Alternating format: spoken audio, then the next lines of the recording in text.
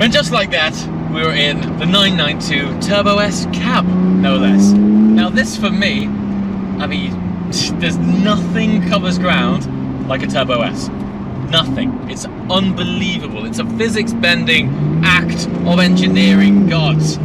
And to be out here, this really is perfect for it. Obviously, we'd all probably wish for a hot, sticky, dry day right now. But this is where this thing excels and accelerates. 0 to 60, 2.7 seconds.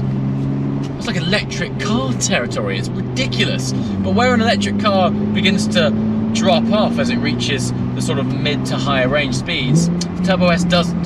For some reason, it just finds this relentless, linear, non-stop pull, and it just keeps building and building and building to the point where you look down at the speedo and think, surely that number is kilometers an hour, and then you realize it's not. It is distinctly miles an hour. It's unbelievable.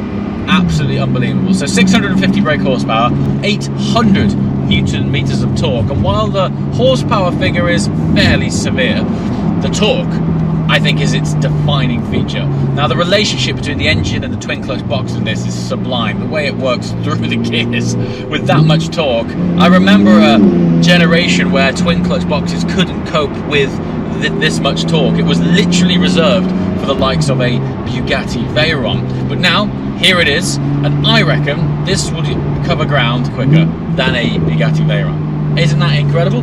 Even though on paper you'd be forgiven for thinking that why are there so many different variations of 911, when you get into each one, and we've been fortunate as a result of this phenomenal Chubb insurance policy to be able to hop in and out of all of these cars.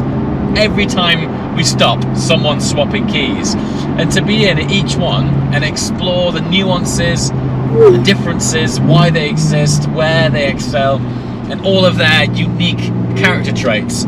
I think for me that's what makes Porsche so special. Actually, I remember when the early reviews for this car came out. In fact, I was one of the people that shared one of those early reviews, and despite the new rules and regulations surrounding fuel particulate filters up the back end of what is already a heavily turbocharged car, I actually don't think the sound's that bad.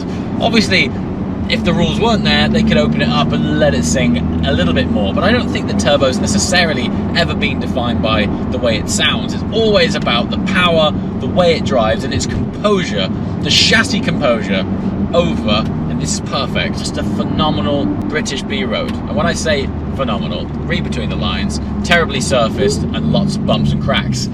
That's where this thing completely tears everything else apart. So, in what world would 800 Newton meters of torque, 650 horsepower, and a car that weighs just over 1,600 kilograms, flat in second on a damp road,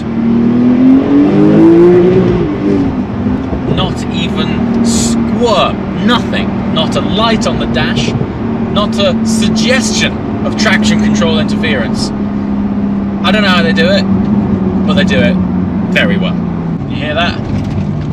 You hear that grit and those lumps and bumps?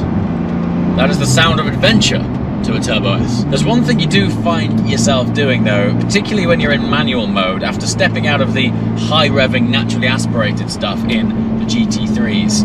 When you're in this, you're kind of shifting around 6 instead of around 9, which after a while you get used to, but it feels in comparison like you're short shifting. In actual fact, you're just riding such a massive bed of torque that you don't actually need to send it all the way to 6 or 6.5. But because it builds momentum and works its way up through that rev range so fast, and it caps out at just over 6, every now and again you do find yourself hitting the rev limiter unexpectedly. What on earth? That is unbelievable momentum. Absolutely unbelievable momentum.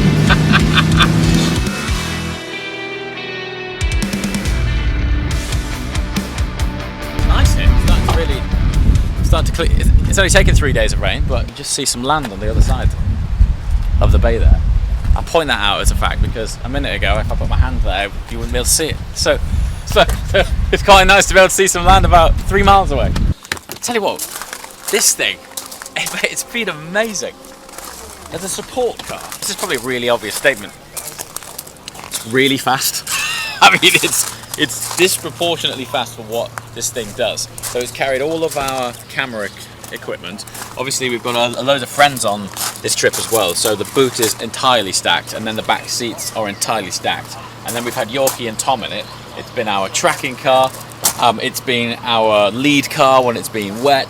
It's just been incredible, and it's kept up, and in some circumstances been faster than some of the other stuff on here. It's just so capable. I will be honest, I'm not entirely convinced on the aesthetics of it.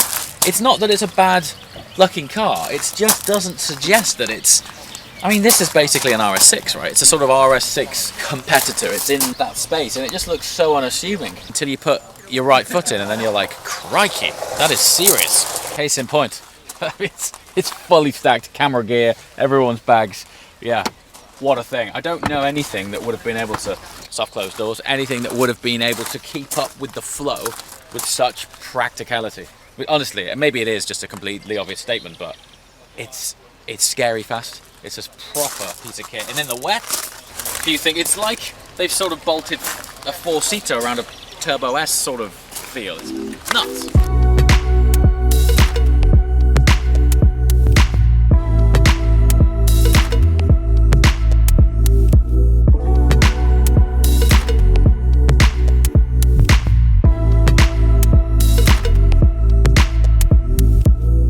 So we've stopped off at Inverary Castle. We should be shooting this, but we've spent too much time acquiring our next target. There's no need.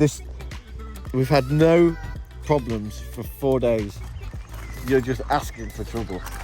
Look at the size of the hole. If you send it through there. I know what would happen. Okay, right, it's all the way down there. It's quite far, it's quite far away. I've just got 1 day of tracking on it. If we parked it in Yesterday's day of tracking, or No, I today's? digitised it. Oh, you're right there. It'll lose... Send it, man. Yeah, but what if it loses air? What do you mean, air? Because there's no... Send it, it's going to be great. Do it. Do it. Well, we'll find out if your theory's correct we're not shortly. going to ever get it back. Look, look, it's a river. You can swim though, right? I can swim. Do it. No. I could go under the bridge. Under the bridge? There's no skill involved, or excitement for the audience if you go under the bridge.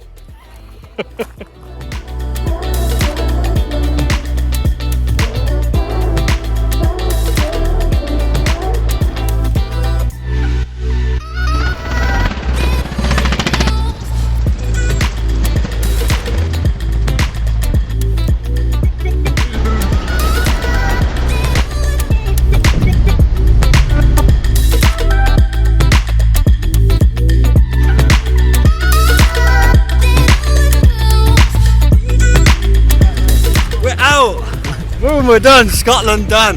Loved every minute of it. Your favourite car on the trip? A Porsche. Touring or your blue one? It's got to be. Honestly, I drove every car. Best Porsche of the trip is the GT3 Touring. That is the 991 at the front where it belongs. I mean, everything is amazing. You know, everything's got a different reason for being amazing, but that's the one. That's where it's at. It's been a pleasure, man. Yeah, you too, mate. Thank you too. very much. I'm with Ryan, GT3 Touring, awesome. It's a hard choice, but I'll have to go GT3 Touring as well. I don't know if this had a new set of tyres on it, then maybe this one. I'm sure that can be arranged. Yeah. That one just felt a bit. Do we know anyone that does tyres?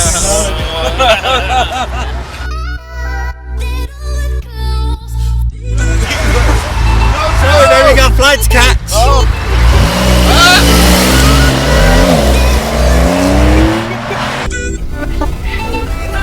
Everyone has driven every car thanks to Chubb. It's been amazing, and we've stuck the camera in everyone's faces and gone, if you could take one car home, what would it be? Unanimously, it seems to be the GT3 Touring. We're going to be doing lots more of these trips, so let us know in the comments below what suite of crazy cars you would like to take us on the next one. As always, thanks for watching, and we shall see you next time.